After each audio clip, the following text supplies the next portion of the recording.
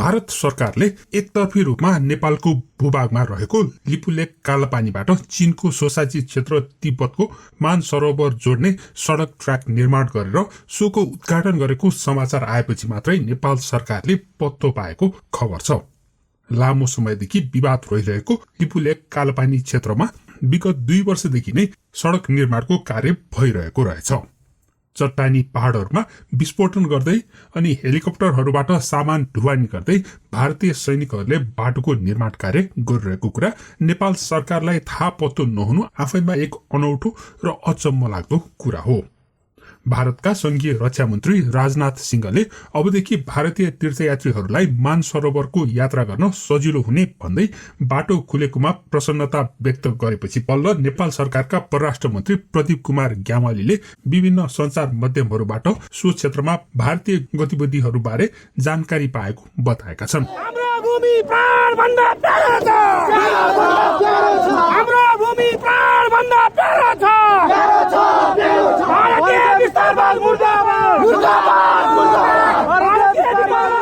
यसअघि पनि भारत सरकारले नेपालको दार्चुला जिल्लामा पर्ने लिपुलेक कालापानी क्षेत्रमा गतिविधि गर्दै सो क्षेत्रलाई आफ्नो क्षेत्रमा गाभेर नक्सा समेत सार्वजनिक गरेको थियो। अघिल्लो वर्ष सो नक्सा सार्वजनिक भएपछि सो नक्साको विरोध गरिएको थियो। अहिलेको नेपालको अवस्था झण्डै झण्डै सिक्किम भारतमा विलय हुँदाको अवस्था जस्तै छ। त्यो बेला सिक्किममा बहुमतकै सरकार थियो, भारतकै सहयोगमा राजतन्त्र पनि हटाइएको थियो अनि साम्प्रदायिक द्वन्द्व चर्काउने काम पनि भएको थियो। नेपालमा पनि बहुमतकै सरकार छ। नेपालको राजतन्त्र पनि भारतकै सदिच्छामा हटेको मानिन्छ अनि संविधान संशोधन गर्न दबाब दिँदै भारतले तराई र पहाड बीच फाटो ल्याउने, जनजाति बीच द्वन्द्व चर्काउने प्रयास पनि गरिरहेको नै छ। जिस समय ये संविधान बनने जा रहा था, आप जानते हैं किस लेवल की एंगेजमेंट भारत की हुई है, किस तरह की। जनवरी 2015 में विद्या भंडारी यहाँ आई, मार्च 2015 में बाबूराम भट्टाचार्य यहाँ आए, जुलाई 2015 में प्रचंड यहाँ आए, और जून में और अगस्त में शेर बहादुर देवबा यहाँ आए, और जून में मैं स्वयं वहां गई। और मैं वहां गई तो केवल इंटरनेशनल डोनर्स कॉन्फ्रेंस में भाग लेके नहीं आ गई, हर एक नेता से मैं मिली और ओली जी से तो मैंने अलग से बात की। ये एंगेजमेंट कम है क्या? अगर आप इनकी पार्टियां देखें तो सारी बड़ी पार्टियां आ जाती हैं। शेर बहादुर देवबा नेपाली कांग्रेस के, विद्या भंडारी माले, ये दोनों सत्ताधारी दल का एक कोलिशन, माले एनसी का सहयोगी दल, दोनों प्रचंड और बाबूराम भट्टाचार्य प्रमुख विपक्ष के, इन लोगों से हमारा एंगेजमेंट हुआ। एक दिन ऐसा नहीं जाता था जिस दिन कोई नेपाल से नहीं आता था, लेकिन मैंने केवल उन 4 बड़े लोगों की बात की, और ये जनवरी से अगस्त तक की बात है, और जून में मैंने स्वयं जाकर बात की। तो अगस्त से सितंबर के बीच में क्या हुआ? ये हुआ ही सब कुछ अचानक है। और डॉक्टर की इस प्रक्रिया को आपने अगर देखा हो, ध्वनि तो ये आ रही थी कि संविधान भी बन ही नहीं रहा, फिर टल रहा है। अचानक एक दिन आया कि संविधान सभा की बैठक बुला ली गई और संविधान तो पारित हो रहा है, और 2 दिन के अंदर बिना बहस के संविधान पारित हो गया, बिना बहस।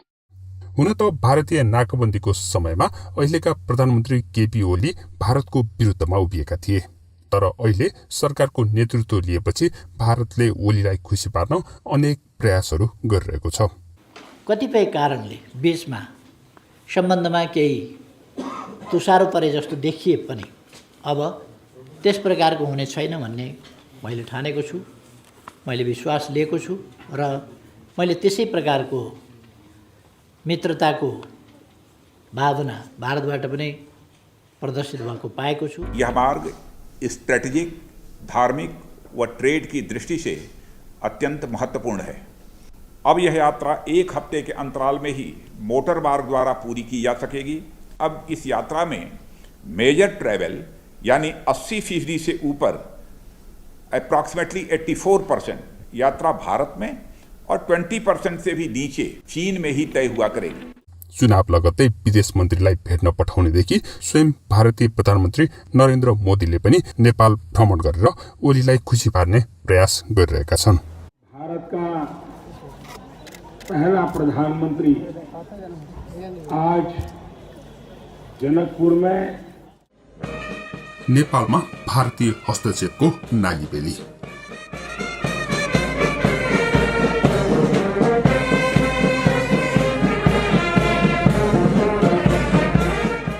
राजा महेन्द्रले सुरु गरेको निर्दलीय पञ्चायत व्यवस्था निरङ्कुश थियो। प्रजातन्त्र मासेर सुरु गरिएको यस व्यवस्था सुरु गर्दा कुनै खराब उद्देश्य नभएको दाबी गरिए पनि यो आफैमा प्रजातान्त्रिक व्यवस्था थिएन। यसले नेपालका जनताको स्वतन्त्रता कुण्ठित बनाएको थियो। प्रतिस्पर्धात्मक व्यवस्था नभएको हुनाले जति जति समय बित्दै गयो त्यो व्यवस्था त्यति नै बिग्रिँदै गयो। तर पञ्चायतका प्रवर्तक तिनै महेन्द्रबाट आजका नेताहरूले सिक्नुपर्ने भने धेरै कुराहरू छन्। यसै सन्दर्भमा म भारतीय हस्तक्षेपको बारेमा चर्चा गर्दैछु।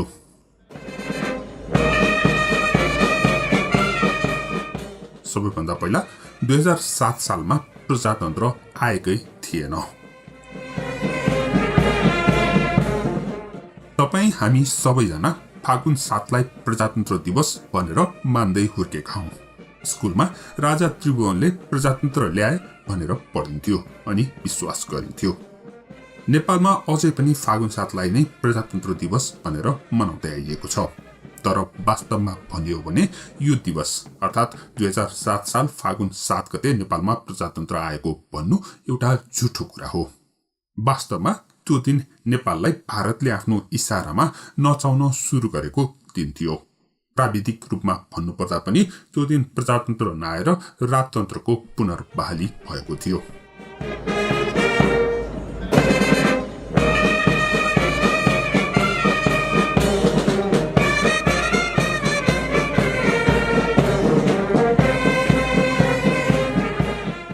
नेपालका अन्तिम राजा ज्ञानेन्द्रका हजुरबुवा राजा त्रिभुवन बालकै बेलामा राजा बनाइएका थिए। उनका बाबु पृथ्वी विक्रम शाहको निधन हुँदा त्रिभुवन जम्मा 5 वर्षका थिए। त्यसपछि उनी वयस्क नभइन्जेलको लागि आमा दिव्येश्वरीले राजपाट हेर्ने गरेर राजा बनाइएको थियो। बालकै बेलादेखि राजा त्रिभुवनलाई राणा शासकहरूले जे भन्यो त्यही गर्नुपर्ने चलन भने पटक्कै मन परेको थिएन। त्यही बेला भारत पढेर फर्केका केही नेताहरूले नेपाल प्रजा परिषद नाम गरेको एक भूमिगत समूह गठन गरेका थिए। त्रिभुवनलाई शारीरिक व्यायाम सिकाउने धर्मभक्त माथेमा मार्फत सो संगठनले राजालाई पनि आफ्नो संगठनमा सामेल गराएको थियो।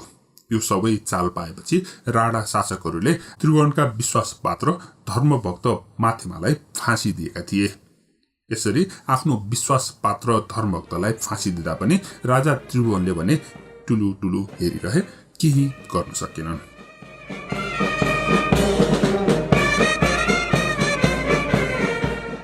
नेपाल प्रजा परिषदको गठन र त्यसको सञ्चालनमा भारतको हात प्रष्ट देखिन्छ, किनकि राणाहरूको विरोध गर्दा राजा त्रिभुवनलाई भारतले समर्थन गरेको थियो।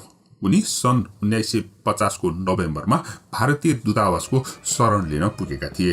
त्यो बेला त्रिभुवनले आफ्ना छोरा नाति महेन्द्र वीरेन्द्र लगायतका परिवार लिएर भारतीय दूतावासको शरणमा गएका थिए।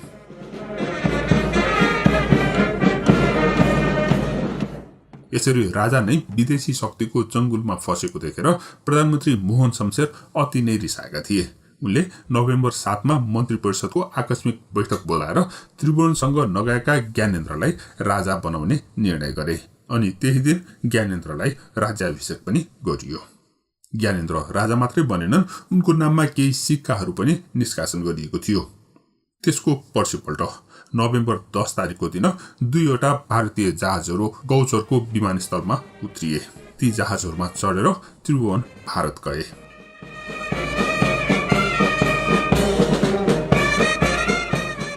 यसैबीच भारतले ज्ञानेन्द्रलाई राजाको मान्यता नदिने औपचारिक घोषणा गरेपछि मोहन शमशेरलाई समस्या पर्यो।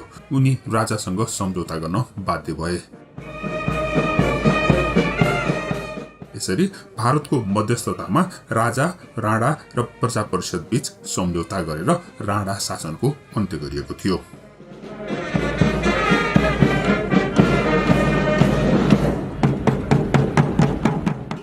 यसरी राजा त्रिभुवन भारतको कृपाले 2007 सालपछि फेरि सरकार प्रमुख बनेका थिए।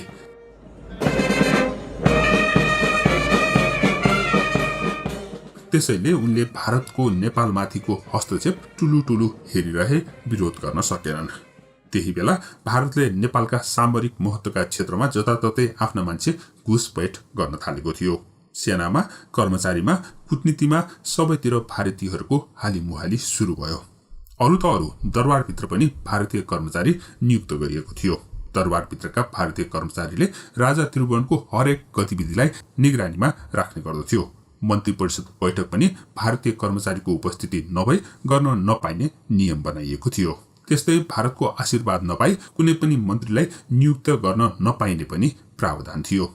मन्त्री परिषदमा भएका भारतपक्षीय मन्त्रीहरूमा भद्रकाली मिश्र र सूर्यप्रसाद उपाध्याय प्रमुख थिए। नेपालका कर्मचारीहरूलाई पनि भारत अनुकूल बनाउन भारतले एक सल्लाहकार टोली खटाएको थियो। यसरी नेपालको दरबारदेखि मन्त्री परिषद र कर्मचारी तन्त्रमा भारतले पकड जमाउँदै गएको बेलामा राजा त्रिभुवनको निधन भयो।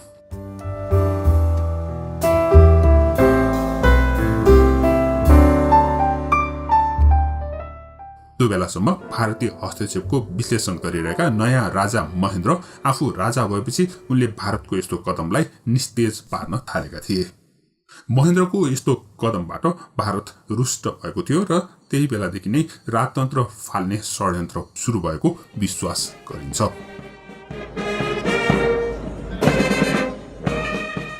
यसको साथै त्यति बेला नै नेपाललाई पनि भारतमा गाभ्ने प्रयास भएको थियो, जसलाई राजा महेन्द्रले निस्तेज बनाएका थिए।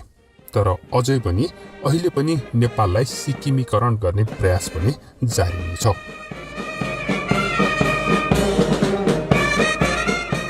लेन्डुप दोर्जे के गरेर चर्चित भए? हाम्रोमा भएका लेन्डुप दोर्जे को होला त?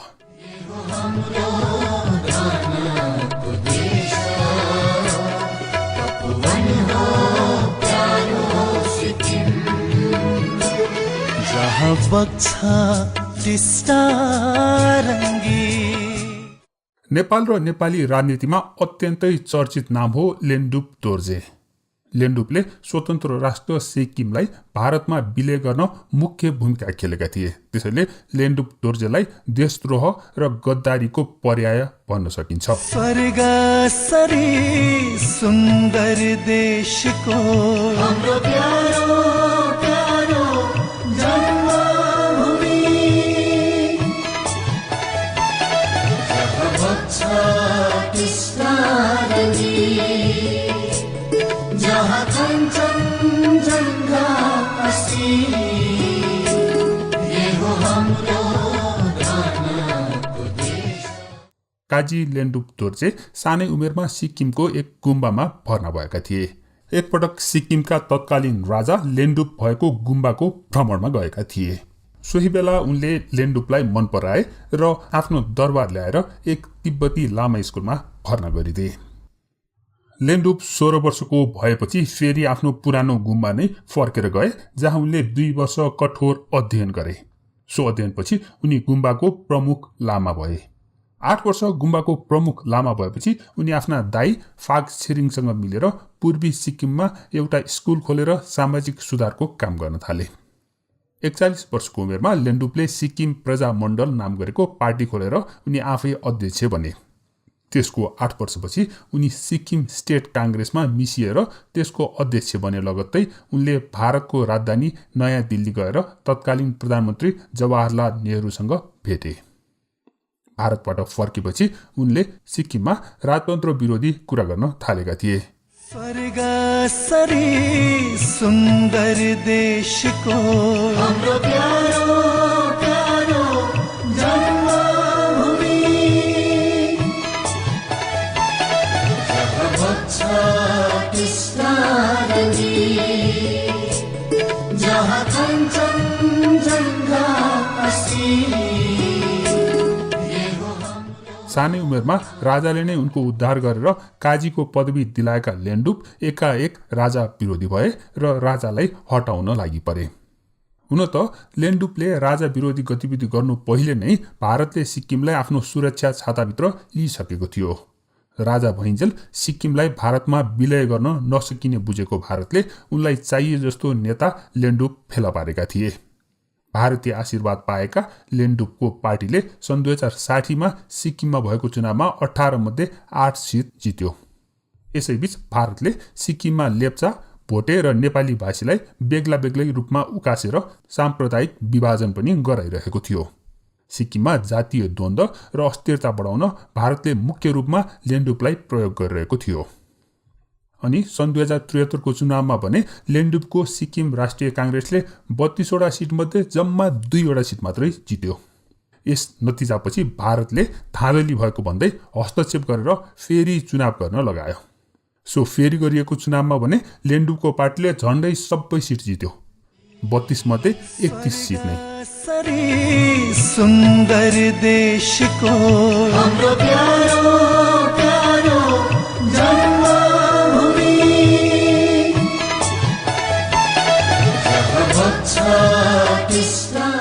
त्यसपछि लेन्डुप बहुमत सरकारको प्रधानमन्त्री भए। भारतीय हस्तक्षेपले बहुमत ल्याएको संसदले सिक्किमलाई भारतमा विलय गर्ने निर्णय गर्यो।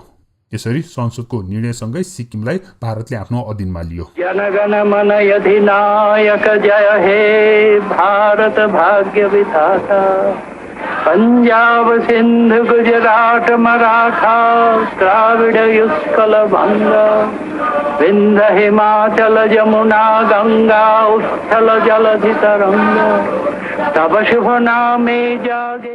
सिक्किम देशका प्रधानमन्त्री लेन्डुप भारतको सिक्किम प्रदेशको मुख्यमन्त्री बने। यो थियो सिक्किमलाई भारतमा विलय गर्ने राजनीतिक नाटक र भारतले लेन्डुपलाई कसरी प्रयोग गरेको थियो भन्ने बारेमा। भारतले विलय गरिसकेपछि पनि लेन्डुपको काम भने अझै सकिएको थिएन। उनलाई भारतले विद्रोहीहरूलाई निमिट्यान्न पार्न पनि प्रयोग गर्यो। सिक्किमेलीहरू विद्रोह गर्नै सक्दैनन् भन्नेमा ढुक्क भएपछि भारतले लेन्डुपलाई पनि चुसेको उखु जस्तै फालिदियो। लेन्डुपको काम सकियो भनेर उनलाई सिद्धाउन भारत सरकार लागि परेको थियो। त्यसैले सन् 2079 मा भारतको प्रान्तको हैसियतले भएको आम चुनावमा लेन्डुपको पार्टीलाई अस्तित्व नै नरहने गरी हराइयो। चुनाव सकिएपछि मात्र लेन्डुपले आफू गोटी जस्तो प्रयोग भएको पत्तो पाए। त्यसपछि उनी विक्षिप्त जस्तै बने, सिक्किमलाई भारतमा विलय गराएकोमा पछुतो माने। तर अब भने ढिलो भइसकेको थियो।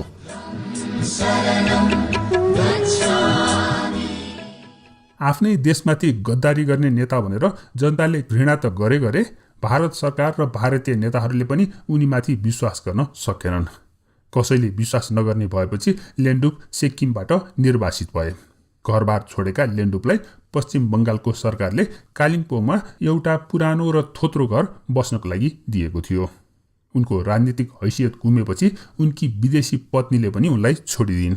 यसरी सिक्किम देशलाई भारतमा विलय गराउने लेन्डुप करिब 3 दशक गुमनाम भएर बिताएपछि सन् 2007 मा कालिम्पोङमा 102 वर्षको उमेरमा बिते।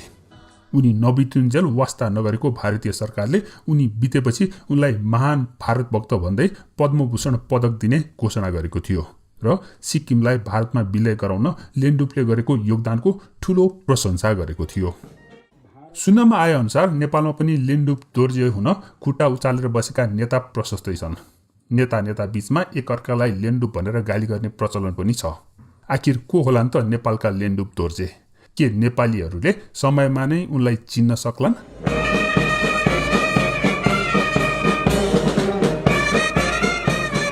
यसरी सिक्किमलाई भारतको जिम्मा लगाउने लेन्डुप दोर्जेकै समयमा भारतले त्रिभुवनको माध्यमबाट नेपाललाई भारतमा गाभ्ने प्रक्रिया सुरु गरेको थियो। त्रिभुवनको निधन लगत्तै महेन्द्रले भारतको त्यस्तो कदमलाई निस्तेज पारिदिए। तर भारतबाट छुटकारा पाएका नेपाली जनताले पञ्चायती व्यवस्था झेल्नु पर्यो।